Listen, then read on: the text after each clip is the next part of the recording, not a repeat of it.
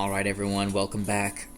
We're going to continue today with acute diabetic emergencies, and this is going to be paired with allergic reactions. So I hope to two quick short lectures today. That's my goal. We'll see if it happens. Alright, let's go. Alright, get rid of this stuff. Who cares about objectives? No one learns in these classes. Dispatch. Okay, we're going to... Oh man, these transitions are awful. Let's just keep going. Okay, let's understand diabetes. So diabetes fundamentally is about glucose. All right, glucose is that main energy source. You remember we have three energy sources in our body.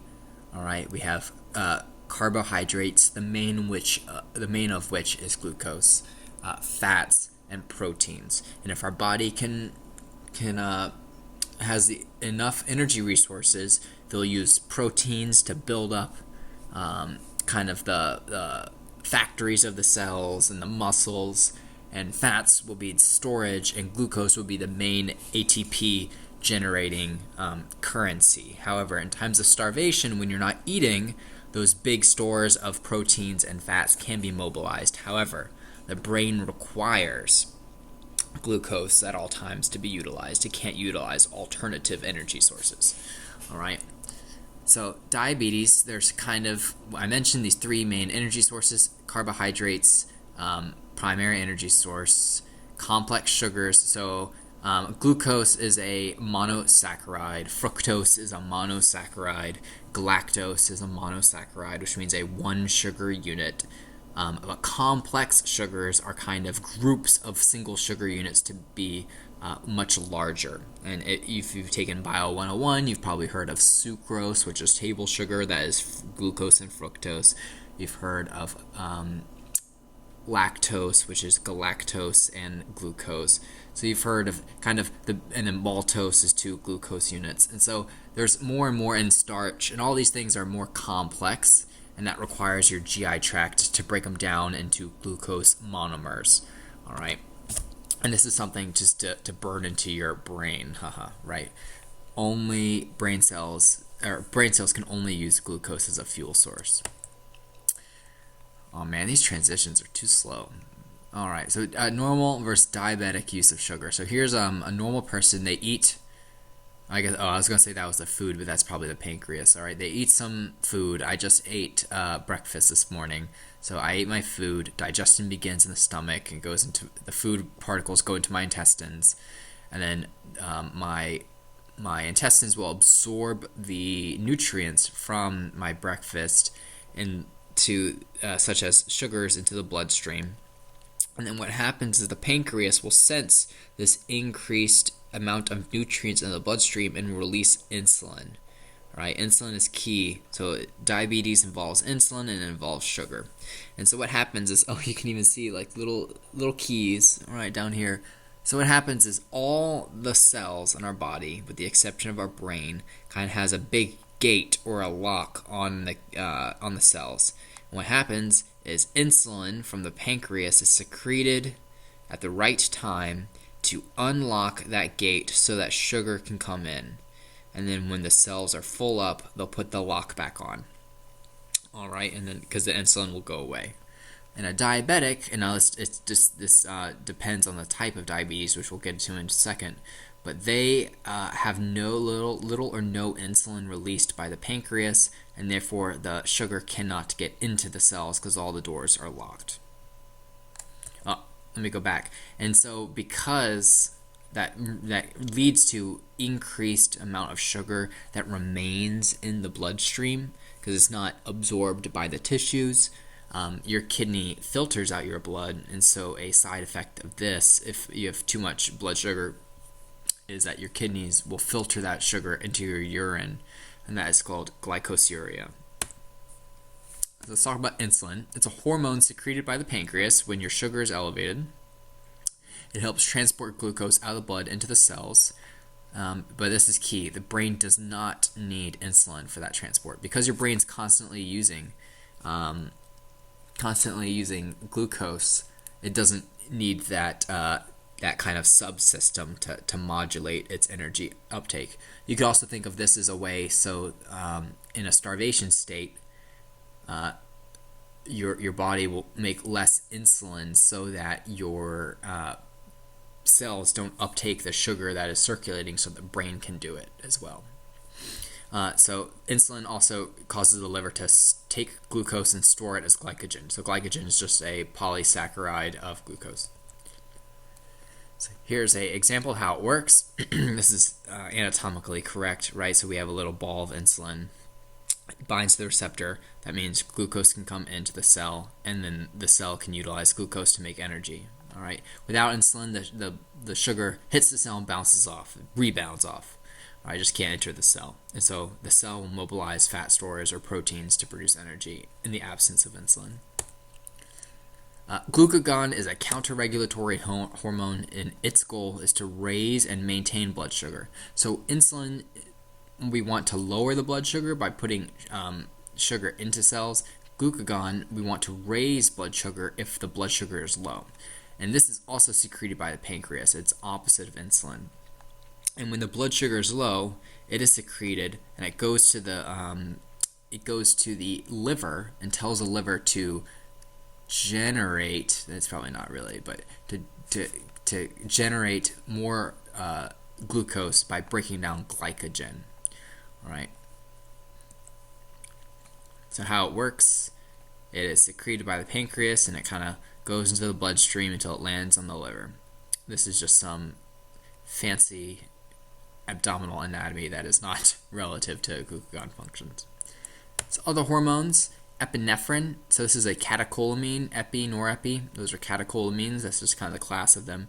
So this is released by the adrenal glands. That's where the neph comes in, and epi means kind of on top of or just outside of. So also like ad is on top of. So on top of the renal glands, the adrenal glands.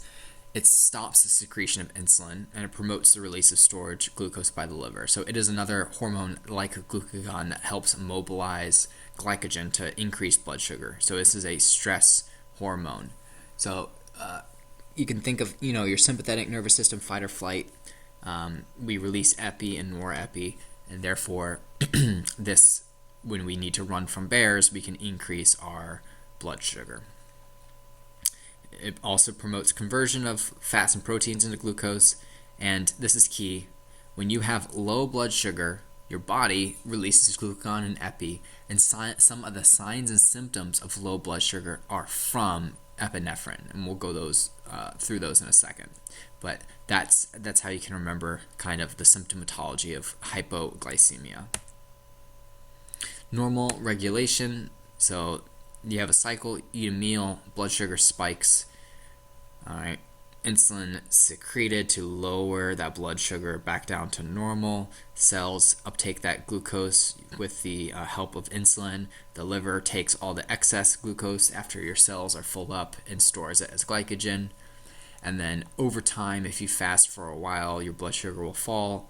Your pancreas will secrete glucagon, and then glycogen will break down from your livers for your whole body, and then other non-carbohydrates can be produced into glucose. This is called gluconeogenesis, when we use non-carbs to make a carb. And then your blood sugar increases and is maintained to be healthy until you eat again. So blood glucose level normally is between 80 and 120. That's usually, depending on where you read and depending on the context, this is different. Certainly, if you don't eat for a while, your blood sugar should be at a lower level, and a hallmark of diabetes is an elevated blood sugar despite not eating. All right, but if you eat, especially if you eat a bunch of sugary foods and ice cream, it can be higher than this. Less than 60 is usually considered a problem, so you can remember because of the bradycardia. Maybe that number will just help you remember. A fasting sugar, if you don't eat for 8 to 12 hours, that should be your blood sugar. Diabetes, you'll have a higher fasting glucose. That's one of our tests we can use. So this is a normal value. Once you eat, your blood sugar will spike, and then as insulin increases, that will come back down gradually after your meal. Blood sugar over 185, depending on where you read, I wouldn't commit this to memory, but there is a threshold by which any glucose that is filtered by your urine won't be reabsorbed. So what do I mean by that? So Your kidneys can't pick and choose what it puts into the urine and not when it filters blood. So what it does is pretty much all the plasma in the kidney is squirted out into the tubules of the kidney, and then what the kidney does is has special receptors to reabsorb the things it wants to. And that's kind of counterintuitive. You think, oh, I want to only get rid of certain things into the urine, like such as waste, but it's kind of backwards. Your body, your kidney gets rid of everything and then reabsorbs the stuff it wants. So it's kind of backwards. And there's receptors specifically for glucose, and they have a threshold by which the more sugar that is excreted into that urine in the tubules, it can't reabsorb above that threshold, and that means glucose will spill into the urine. And no healthy person should have glucosuria, so that is another hallmark of diabetes, or just high blood sugar. I wouldn't memorize this number either. It's just saying that the higher the sugar is in the urine, sugar is a osmol, and so water will follow that, and so you can have increased urine production, lots of water. And just normal homeostasis, insulin, glucagon work together to maintain normal sugar. So some signs and symptoms a patient with high blood sugar might experience. High blood sugar, they'll be polyuric, which means they pee a lot more. You'll learn how to test blood sugar, and unfortunately, due to coronavirus, we won't have glucometers for all of us to practice, but we will do a demonstration. And when you do clinicals, whenever you're able to do clinicals, you should practice taking blood sugars, because it is something in your scope of practice. But people with diabetes should have glucometers at home, and on ambulances we carry these. They're fairly simple devices. I actually have one for some reason. The school gave us all glucometers. I guess I want to make sure we don't have diabetes. But there's multiple components. There's the meter itself. There's a test strip, and different test strips work with different glucometers. So it depends on where you work. These test strips can also expire. But you prick the finger, you get some blood, and then you put that blood on this test strip. Once you put the test strip in the glucometer, and it'll give you a reading in a milligrams per deciliter. And usually, sometimes these can give you an average. They can give you the past whatever number of readings, but mainly we're just looking for the single point in time. So I mentioned you need a couple things. You need your PPE. We don't want no hepatitis. All right. You need an alcohol swab. You wipe off the finger where you're going to prick. You get all your equipment set up. You stick the strip into the machine. It will tell you to load up the blood. Then you prick the finger with the lancet. This is high yield. You wipe off the first drop of blood. I'm sure it doesn't make any difference, but to be technically correct, the first drop of blood you wipe off, and then the second drop you load onto the machine. And then, of course, we don't want an open wound available for all bacteria in the world to seed, and so you need to put back a Band-Aid or something like that over top of that wound. So it's just going to go through all the steps, but I already went through them. So first, prepare your lancet. There's different types of lancets. Let the arm hang low. Probably not super necessary, but you can do that. If the fingers are cold, you do need to kind of warm them so you can increase blood flow. You can also squeeze the finger like a cow udder or something like that to bring blood flow to the tip. And then prick the finger after you swab it with alcohol. First drop, wipe off, and then apply that drop to the glucometer. And then you'll see the reading. All right, now let's go through some pathologies, specifically diabetes. So diabetes is a process in which there's a disturbance in the regulation of your whole metabolic system. The main clinical feature is the carbohydrates, but all three are affected. All right, usually it's caused from, there's two types of diabetes. This is type 1, this is type 2. Type 1 is no insulin secretion by the pancreas. So the insulin secreting cells in the islets of Langerhans are destroyed. They're beta cells. They are destroyed by the immune system is our best kind of theory. And so if you don't produce any insulin, you're not putting carbohydrates from your diet into your bloodstream. And how we treat this is these patients just take insulin. So these patients tend to be young. They tend to get diabetes at a young age, and then they tend to be on lifelong insulin, because that's kind of how you fix it. You just give them the product that they don't have. And so they have to check their blood sugar with every meal, titrate the amount of dose of the insulin that they expect their blood sugar to rise based on their meal.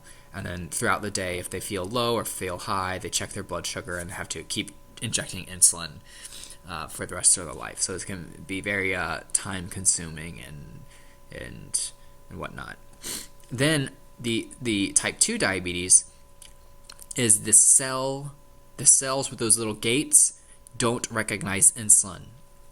So maybe the gate gets stronger, the lock changes a little shape. This is called insulin resistance. And so this is your slightly older patient, overweight, hypertension, physically inactive, poor diet, chronically have high blood sugars from their diet, and then their cells are like, whatever, we're just going to kind of put up some more walls, and the insulin that their body makes won't be sufficient, and so that leads to a persistent elevated high blood sugar. All right, so this is showing a type 1 diabetic, some cool hair, but basically these little blue cells are the insulin producing cells, and you can see they're kind of localized around the bloodstream because that's where they secrete their insulin into the bloodstream, and then they are destroyed and we don't secrete any insulin. So I mentioned this. Type 1, usually early onset, pancreas doesn't make insulin and they have to inject. A type 2, non-insulin dependent diabetic, usually adult. However, we're now seeing this in teenagers who are super unhealthy and overweight, so that's disconcerting. And these patients don't produce enough insulin because they're not making enough keys for all the locks that have been put up, or the insulin isn't being used effectively. And these patients have to regulate their diet and exercise. That can improve the insulin sensitivity, and take oral medications to lower their blood sugar. Those are called oral hypoglycemics. So diabetes patients often prone to wide variety of disorders. So that high blood sugar in type 1, if they don't take their insulin regularly, or type 2, just they're not taking their oral medicines, or they're non-compliant with their diet and their blood sugar remains high. High blood sugar in your bloodstream can wreak havoc on your whole body, and it's just a nightmare on what it can do. There's kind of the vascular problems caused by high blood sugar is broken down into things called macrovascular, which means big vessels, and that includes atherosclerosis. And then it involves microvasculature, and microvasculature includes the eyes, it includes the nerves, it includes the kidneys, and it's just all over your blood vessels that are just torn up by high blood sugar, and it's pretty toxic. So patients with diabetes have a wide range of blood vessel disorders, so they can have MIs, strokes, kidney failure, and then blockage of the vessels by fat deposit. That's the atherosclerosis. All right, now we're going to talk about so that's chronically, but in the acute setting, there's kind of a range of problems. The blood sugar can be normal, so that's not a problem, but it can be high or it can be low. High blood sugar is called hyperglycemia, and then low blood sugar is hypoglycemia. It's like hypothermia, that means low temperature, hypoglycemia, low glucose. All right, so hypoglycemia and hyperglycemia. Kind of, this isn't end-all be-all. In North Carolina, we kind of say like under 60, under 70, and then certainly over 200 would be hyperglycemic. And then hyperglycemic is broken down into DKA and HHNC, which we'll talk about in a second. So first, let's talk about hypoglycemia. This is a little easier to understand. This means low blood sugar. So usually under 60 or 70, more common with type 1s, more commonly with type 1s because maybe they inject too much insulin, and it's not like the body can just say, hey, I can't respond to insulin anymore when you inject a higher dose. So that can precipitously decrease blood sugar, and that can present with hypoglycemia. And this is the most dangerous complication. So do you remember why do you think this is? Well, my muscles can utilize fats and proteins, but my brain requires blood sugar. So that's, you get mental status changes with hypoglycemia. And this can also be referred to as insulin shock. So altered mental status is the most common sign because the brain is sensitive to low sugar levels. So the pathophys, maybe they took insulin right before they ate a meal and then they got distracted and didn't eat, so that insulin doesn't care that you didn't eat. It's just going to lower the sugar that's already in your blood even lower. Maybe they take insulin and then they increase their activity, so they utilize the sugar once it takes up into the cells more so. So maybe they took too much insulin and then they go start playing a soccer game and then their sugar drops too low. Maybe they took too much insulin, and then or the cells in the body use all the glucose and then little glucose for the brain. And the onset of hypoglycemia can be very rapid, so within a couple minutes.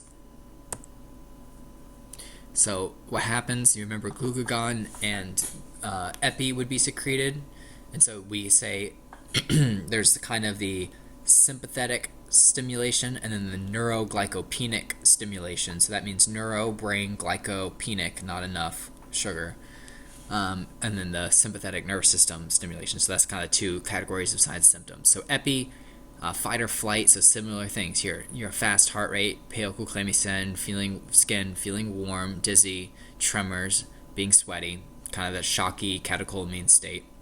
And then your brain cells, when they don't have sugar, you get confused, drowsy, disoriented, unresponsiveness. So that's all altered mental status. You can actually have seizures. That's why you should always consider, and stroke. So remember, I mentioned in stroke that low blood sugar can mimic stroke. So for these two, when you see seizures or stroke, always consider checking a blood sugar to rule in or rule out blood sugar issues as the cause of those problems. Emergency care for hypoglycemia. So if their sugar is low, we got to give sugar. That's pretty much it. So before you give someone an oral medicine, ensure their airway's patent. Always check their blood sugar level beforehand, because that would be a contraindication. You're not going to give someone blood sugar who's high. Give 1 tube of glucose. Do you remember the dose? It's 15 grams. Remember, glucose 15. Reassess Q5 or to 15 minutes. Reassess their ABCs. They should improve, and recheck their blood sugar after 15 minutes. And so you say, I could check it after 5, but it will be too short of a time. So they're not supposed to eat this. It's supposed to be squirted in the kind of the buccal mucosa and absorbed in those capillaries. Because you can imagine, like, eating something, it'll take time to go into the stomach and then break apart and then go into the intestines. So this is supposed to be meant to be absorbed in the mouth, not physically eaten. Now, if someone is unconscious, you can't just squirt glucose solution into their mouth. You need to call ALS. And ALS can start in IV and administer sugar through the IV. And these are this group of patients will be the fastest improvements you will ever see in EMS. I mean, this and allergic reactions when you give epi is pretty crazy. You'll go to someone, they're super altered and obtunded and they can't talk to you, and then within a couple of minutes of IV, they'll start being more awake and responsive. They'll still may be confused because it still takes time for blood sugar to increase after the start of the infusion, but they'll improve, and it's pretty remarkable to see how fast it goes. Like I mentioned, unresponsiveness. Make sure the airway is open. Consider ventilating if their breathing is inadequate. Call ALS, and always check a blood sugar, because that will tell you what's going on. And then if ALS isn't coming to meet you or something, you can always transport to the ER. All right, so glucose 15 grams, heavy sugar absorbed across the mucous membranes. So the generics is glucose, and then the trade names are glucose and instaglucose. So I know one of my best friends is a type 1 diabetic, and he would carry around glucose tabs that had like berry flavor, or I don't remember the other. I think there's an orange citrus flavor that I would always steal and eat them. Probably not the best because if he actually needed them, but if he felt low, if he started feeling tremulous and sweaty and confused, he would just take a glucose tablet, and it would be the same idea. But in EMS, we use kind of the gel because it's just easier. Great, so it increases blood sugar for the brain. The side effects, there shouldn't be any real side effects. Just make sure they don't breathe in the blood sugar. They don't aspirate. Only give glucose if they're altered, because if they're not altered, maybe it's not the blood sugar is a problem. If they have a history of diabetes, we're not going to be giving random people blood sugar problems because likely that's not what's going on. And they have to be responsive to swallow and control their own airway so they don't aspirate. So how you give it, squeeze it into the pouch of the buccal mucosa. And you can also put it on a popsicle stick and instill that in the buccal mucosa. It may take, for oral glucose, it may take up to 20 minutes to see effects. But if their mental status improves, that usually signifies the hypoglycemia was causing the mental status problem. If they don't improve with administration of oral glucose, there's probably something else going on. Now, I'll give you a caveat to that. Some patients, if their hypoglycemia is secondary to too much insulin, you may give a tube of 15 grams of blood sugar and they don't improve, and you're like, oh, maybe they're having a stroke or seizure, and you recheck their blood sugar and it hasn't budged. Well, maybe it's just because they have too much insulin on board, and you can consider giving another dose of glucose. Depending on your protocol, you may not need to ask for medical control to give repeat doses, but just consider you may need to call medical control to give a second dose of oral glucose. But if you fix their blood sugar problem, they're still confused or disoriented, and you recheck a sugar and it's completely normal, consider other causes of mental status changes. Now we're going to talk about hyperglycemia. So this means too much glucose in the blood. Usually there's kind of two phenotypes of syndromes. There's DKA and HHNS or HHNC. It just depends on where you read it. All right. DKA is diabetic ketoacidosis. HHNS is hyperglycemic hyperosmolar non-ketotic syndrome. And this is just a nightmare of acronyms. And we'll break it down so you make sure you kind of understand it. But DKA is just saying an acidotic process. So they become acidotic from ketones, and so people on the keto diet, they're trying to make ketoacidosis, but it's not secondary to being diabetic. HHNS is high blood sugar that is hyperosmolar, so a lot of that just means, that's kind of saying the same thing, but just super concentrated, non-ketotic, so there are no ketones versus in ketoacidosis, and syndrome is a syndrome. So both syndromes have elevated blood sugar in the body. TKA usually above 350. I wouldn't memorize this number. I would just know the relationship between the two. So HHNS is usually much higher than DKA. But people can be in DKA as low as like 250, 200. But it's still elevated. It's elevated beyond what you would expect. All right, and HHNS is even higher than that. And then the altered metabolic physiology leads to dehydration and an acidosis. So they become acidotic, and then they remember that high blood sugar can be filtered in the urine and pulls water out. That can lead to total body dehydration. So let's first talk about DKA. So high glucose in the blood, but the cells don't get the glucose because there's no insulin. So DKA is more typical of type 1 diabetics. All right. Now, type 2s can get DKA, but it's more typical of type 1 diabetics. Now, think, if they skip insulin doses or they have some underlying infection or something like that, their body's demand for sugar increases, but if they have no insulin, their body is going to switch to alternative energy sources. All right. Now, the brain would get enough glucose because the brain doesn't need insulin, so although the sugar might be normal, the brain doesn't need the insulin, And so your cells, they switch to alternative energy sources, to like fat, and your liver and pancreas are secreting glucagon and epi to raise the blood sugar. So your brain is doing okay, but it's kind of the all the stuff going together is what causes the ketoacidosis. Your cells, when they burn fat for energy, that creates ketone bodies, which if you take organic chemistry, you're familiar with ketones, and these ketones are acidotic, and so that makes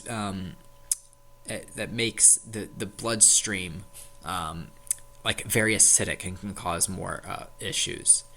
Likewise, the excess sugar is excreted, causing dehydration. And so all in all, this leads to electrolyte imbalances that can cause altered mental status. It can also cause cardiac disturbances. Your cardiac cells require very fine precision of the electrolyte milieu. All right. And then altered mental status is from the light abnormalities, the dehydration, and the acidosis. So although they're not altered because of hypoglycemia, they're actually altered because of these processes. And this takes a couple of days for your body to switch to producing ketones from fat. So we saw this picture before. Glucose can come in with insulin. Glucose can't come in without insulin. DKA, frequently what happens is an infection or maybe they skip doses or something like that, or they overeat. Some underlying process tips the metabolic balance that upsets the insulin and glucose balance, such as like just inadequate doses, and so the glucose increases. Certain medications, steroids classically can tip people into DKA. I'm not really sure why thiazides. That's a blood pressure medicine. I'll have to think about that. But Dilantin is a seizure medicine as well. So just there are meds that can tip people into DKA. And then just the stress of having an MI, surgery, trauma, pregnancy. So stress increases your body's cortisol, which is what steroids are. Steroids are kind of cortisol analogs. And cortisol increases the sugar in the blood. And so if you already have a pre-existing condition of having no insulin in your body, because you're type 1, you have to inject everything. That kind of fine balance that if you achieve an alternative homeostasis of you check your blood sugar, you give yourself insulin. Well, now if you have a stressor or a med change or an infection or you're missing doses, that alters your homeostatic balance, and that can tip you into DKA. And like I mentioned, the change in diet. So signs and symptoms of DKA. Now this is the classic 3 that you should memorize: polyuria, polyphagia, and polydipsia. Now why is that? The 3 P's is what we call it. Polyuria, because the high blood sugar is just in the urine and that pulls water out. That makes you dehydrated, and so your body senses that, makes you thirsty. And why hunger? So that's curious. Well, your body thinks it's starving. It's not truly starving because it has high blood sugar, but there's no insulin to bring that sugar into the cells. So your body senses that as starvation. So you'll have excess hunger. So that's called polyphagia, Phagia. There'll frequently be nausea and vomiting. That's from the acidosis. Poor skin turgor, so you tint their skin and it stays sticking up. That means dehydration. Tachycardia, because they're kind of in a shocky state. This is high yield. This is super high yield. Rapid deep respirations. Why do you think this is? I want you to think of acid base and kind of those formulas we've talked about before in pathophys, and think of why they have rapid respirations. All right. So these are called Kussmaul's respirations. This is from, if you remember that CO2, I wish I could write, but CO2 plus water is a reversible reaction with bicarbonate. Now, if I have an acidotic process, my bicarbonate decreases.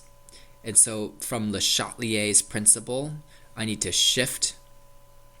That causes more more acid buildup from that decreased bicarbonate, and I need to get rid of CO2. And how do I get rid of CO2? I breathe rapidly and I breathe deeply. These patients, because ketones are not aerosolized, I don't know the proper, they're volatile. And so if you have ketones in the capillaries of your lungs, sometimes those ketones will pop out into your alveoli, and you can breathe it out, and you'll actually smell a fruity acetone odor. You can think of this as like nail polish. I actually had a patient who was in DKA, and I had an ACERP student with me, and I was driving the ambulance, but I kept trying to tell the student, like, smell his breath. Do you smell the fruity odor? And because I wanted to know myself if that was going on, but alas, we didn't get to figure it out. Positive orthostatics, so remind yourself what orthostatics are: a decrease in blood pressure by 20 systolic, or an increase in heart rate, depending on where you read. You should always check a blood sugar in these patients. Any diabetic, check a blood sugar, right? 350, greater than that, suggestive. Muscle cramps, abdominal pain goes with the nausea, vomiting. Warm, dry, flushed skin, that's from the epi. And then altered, they'll be confused, not because of low blood sugar, but because of the acidosis and electrolyte abnormalities of the dehydration. And then coma, they can go into coma. So signs and symptoms are the causes of what's going on. The dehydration causes the orthostatics, the tachycardia, the skin turgor. And dehydration doesn't cause excessive urination. That causes the dehydration, but then the thirst is caused by dehydration. And nausea, vomiting, cramps from the electrolyte disturbances. When you lose all that water, you're losing key electrolytes such as sodium, potassium, and mag. The excess acid causes the Kussmaul's. That fruity odor is from the ketones, and the warm, dry skin. I'm not really sure why that would be from the acid, but it's from the epinephrine catecholamines. Fruity odor from ketones, Kussmaul's to get rid of CO2. Yes.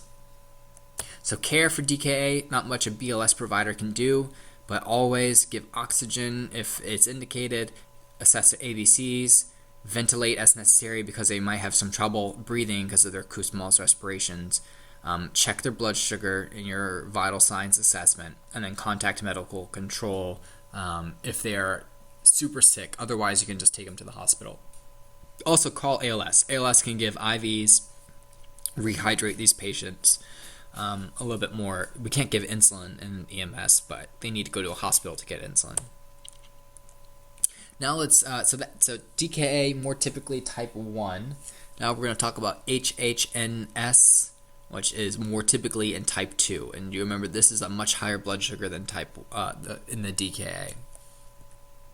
So this is a blood sugar to increase very high, very high. So a normal blood sugar is like 100.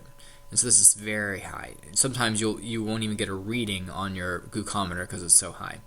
More commonly in a type 2, and if they're elderly. All right, this has a high mortality rate. These patients need to be in an ICU.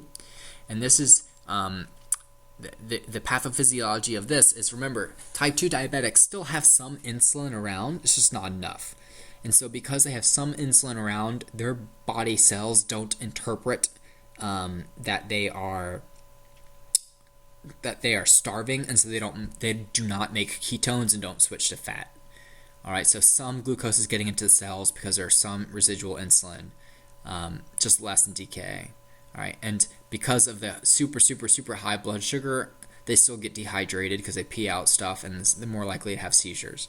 Now, type 2 diabetics can be insulin dependent over the long period of time. So type 2s can eventually burn out their pancreas and become type 1, and then they would be at risk for DKA rather than HHNS. So it just depends on like where on the spectrum of disease they are. But typically when we think of HHNS, we think of type 2 diabetes. The primary problem is severe dehydration. So that 1,200 milligrams per deciliter is being filtered by that kidney, and all that water is being poured out. All right, glucose draws all that water, and they just lose electrolytes, they lose water, they get super dehydrated and get altered. There's also precipitating factors, just like with DKA. Things tip them into this problematic metabolic state, traumas, heart attacks, stroke. So the stressor on the body increases the blood sugar in someone who already has a high blood sugar. Infections, classically. This doesn't make sense. Precipitating factors, high mortality rate doesn't make sense. But head injuries, dialysis, drugs, right? So it's pretty much the same precipitating factors. Signs, symptoms, because they're dehydrated, tachycardic, orthostatic, dehydrated, thirst, dizziness, poor turgor, altered mental status, dry mucosa, dry skin, excessive urination, and then just other problems, fever, maybe there's an underlying infection, confusion from the altered mental status, nausea, vomiting from the dehydration also. And this is high yield. Why don't you see Kussmaul's or smell fruity odor? Well, HHNS, they have some insulin, so some insulin gets into cells that's sufficient to prevent the formation of ketones. And because we don't have ketones, we are not acidotic. And because we are not acidotic, we don't have Kussmaul's. And because we don't have ketones, we don't have a fruity odor. So that's a high yield differentiating point between the two. Emergency care. So this is like the exact same thing for DKA. ABCs, check blood sugar, give them respirations if you need to, give them O's if they need to, if it's indicated, and then call ALS. Just like for DKA, it didn't say it on there, but you should call ALS for DKA and for HHNS. And ALS can give fluids, but ultimately they need to go to the hospital. So just a quick compare-contrast, a summary. Glucose frequently over 300, can be higher, can be a little lower, but HHNS much higher. All right, so I wouldn't memorize the values, and if 300, 600, twice as much helps you remember that, that's good. Just know that the relative values and know what a normal blood sugar is, and that kind of helps you piece it together. DKA, they'll have ketones. HHNS, they do not. Because they have ketones in DKA, you'll smell that the acetone breath, and they'll be acidotic with Kussmaul's. None of that occurs in HHNS. So really make sure you understand the pathophysiologic difference between these two processes. All right, they have similar clinical presentations of the dehydration and the altered mental status. However, this has that extra bonus of the acidosis, which leads to more specific findings that you can see in the field. So assessment-based approach, always, this is just going to be repetitive, right? Everyone gets a scene size up, PPE, all that stuff. But some clues for diabetics specifically, they may have a medical alert tag. I personally haven't seen this frequently, but some people do. They get some really decked out jewelry, like showing off their diabetes. My best friend has an insulin pump. He has it implanted on the back of his arm. Sometimes you'll see that, but some people have it on their waist like this. And this is to try to mimic a normal pancreas, in that it will have a basal insulin, and then you'll hit a button for you to get boluses of insulin during meals versus just checking your blood sugar and injecting insulin. So this tries to mimic pancreas more frequently. So this is more a type 1 diabetic thing. History and sample. All diabetics you should really assess. Are they compliant with their medications, and do they skip meals? Maybe they ate a meal and then vomited it back up, so they didn't even get any of the nutrients from the meal. And then were they doing anything unusual?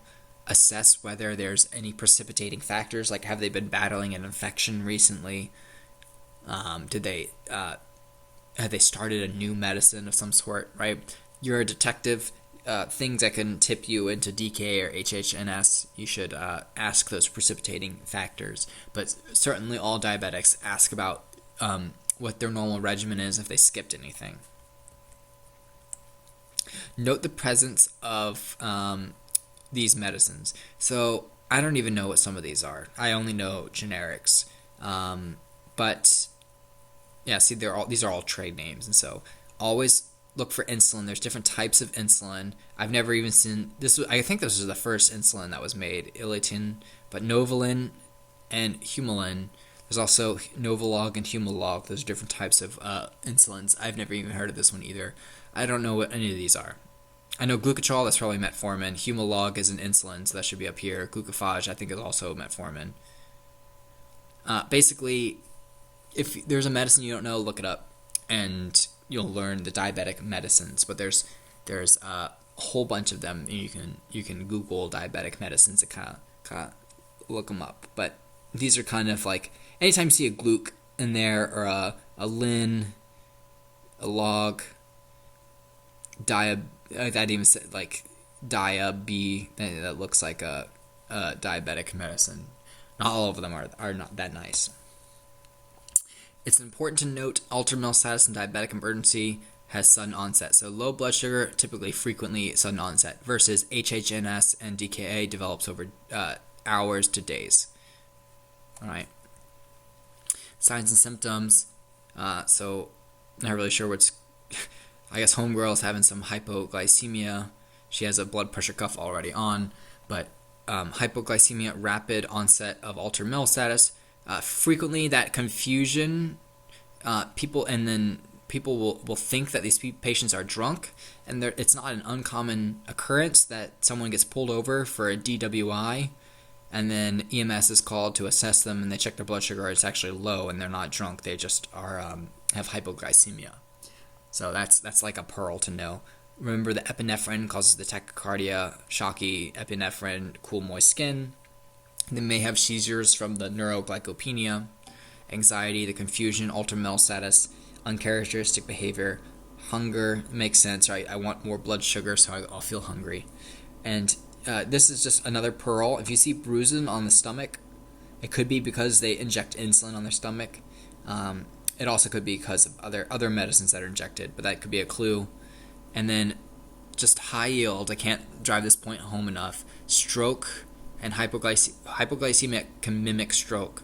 And so you might go to someone with unilateral paralysis on one side, and you're like, this is slam dunk a stroke, right? I do my face, arm, speech, time. They're slam dunk a stroke. But always check a blood sugar in those patients, because you might be fooled, because you might figure out they're hypoglycemic, give them sugar, and then they get all better. And then you'll be, one, happy that they're not stroking out, but two, disappointed, because hypoglycemia is a lot less sexy than stroke. All right, emergency care, as is just repeated, right? ABCs. Is their airway protected? Give sugar if they're low, under 70 is, I think, in your book, under 70 specifically, and then transport them to the hospital. Reassessment, because they're altered, every 5 minutes. Take about 20 minutes to see the blood sugar improvement. Recheck it. Continue oxygen if it's indicated.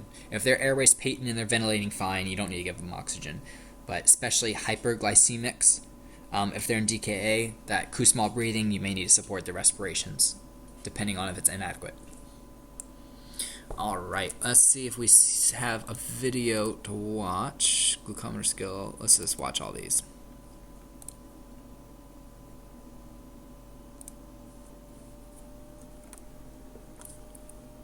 Diabetes mellitus is a complex disorder of metabolism.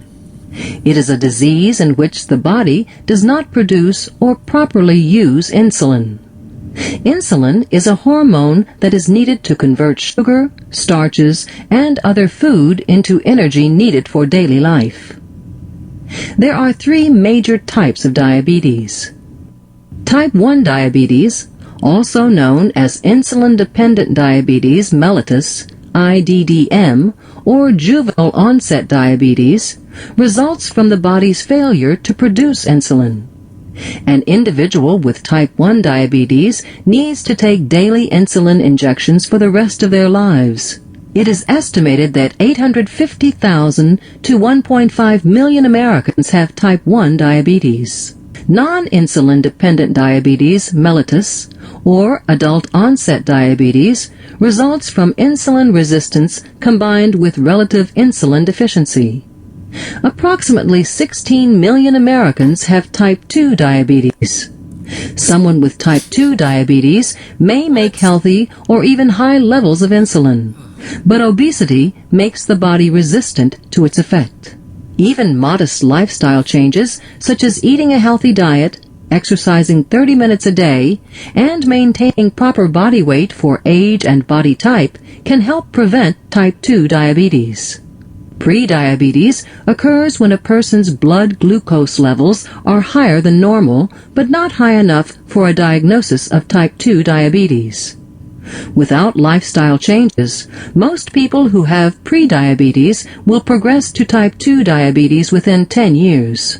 Gestational diabetes, or pregnancy-induced diabetes, develops in a pregnant woman. In most cases, this type of diabetes goes away after the child is born. It affects about 4% of all pregnant women, or about 135,000 cases in the United States each year. The American Diabetes Association estimates that about 17 million people in the United States have diabetes, and 5.9 million Americans have diabetes and do not know it.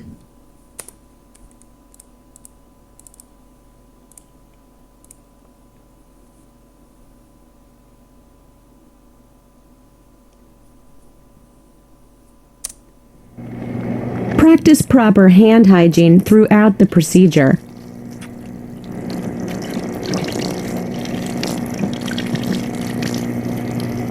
And ensure that all equipment is properly cleaned.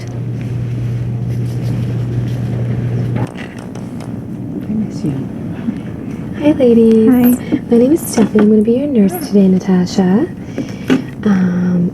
Can I just check your ID band? Perfect. And what's your last name? Burritt, Okay. And what's your date of birth? June 19th, 1989. Perfect. So today we're just going to be checking a finger stick for blood glucose, okay? Okay. It's just a quick little prick. And while I'm getting my stuff set up, can you just wash your hands with this? It's the wash that will evaporate. Okay, so just use a little bit and wash your The hands. client and any assistants should wash their hands. If desired, use alcohol to clean the finger to be used. This is not necessary for the diabetic with repeated tests. Perfect. Are they dry? Kind of. Okay. We're going to just put this under you. Just like that. Put this up here.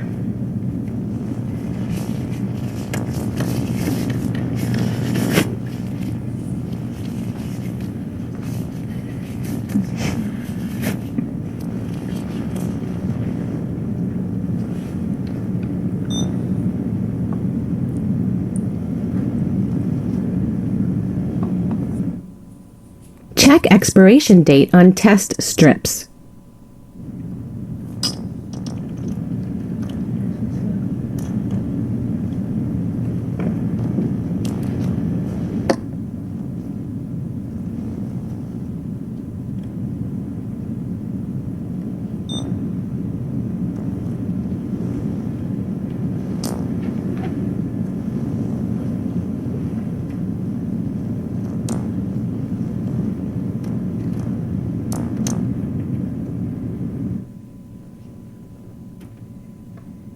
Milk the finger gently or warm the hand if cold. Hold the hand down. A little bit of blood out of it. Quickly puncture the fingertip with the lancet.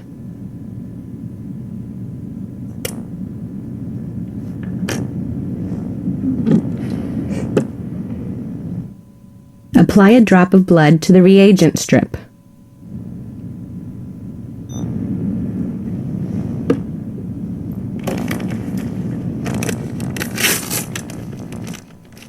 Read the instrument as instructed. A little bit. The reading is 91. That's well within the normal range. Let's see if it needs a Band-Aid. Use a Band-Aid if needed.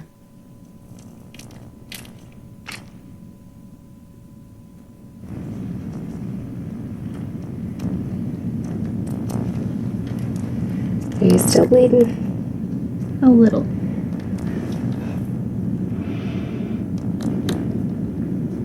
Perfect. Great job. Thank you. Oh, jeez.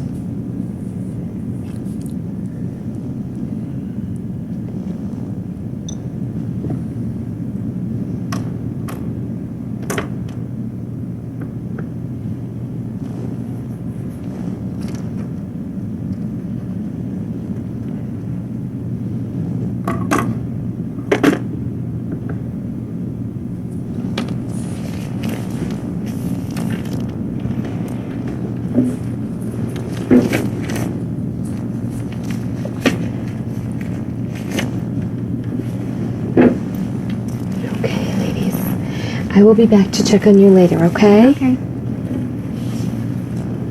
Thank you. Thank you. Oh, that was painfully slow. Okay, but that's how you do it. The brain is very sensitive to low levels of sugar. Oral glucose usually comes as a tube of gel.